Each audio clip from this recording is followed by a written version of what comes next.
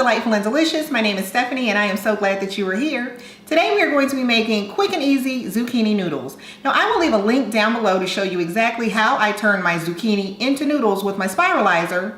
But without further ado, let's go ahead and get into this recipe. All right guys, now in a saucepan we're going to add some olive oil and saute some sliced shallots. We're going to add in some sweet peppers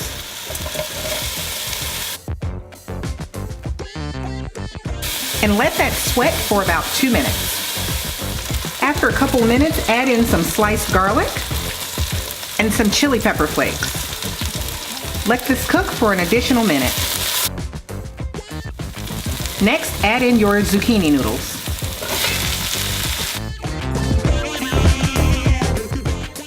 Add salt and pepper.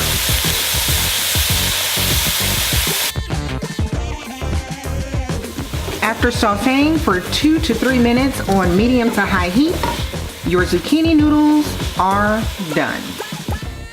And here we are guys with our easy zucchini noodles. Now this literally took 5 to 6 minutes to cook. So you guys, this is super fast, super flavorful. Now this is perfect the way it is if you'd like a nice vegetarian option. You can also add in grilled chicken. I actually made shrimp cocktail yesterday, so I had some extra shrimp left over that I heated up, and I'm gonna add those to mine. You can also throw in a little Parmesan cheese. So of course, you know we have to take a little taste of this. Let's see.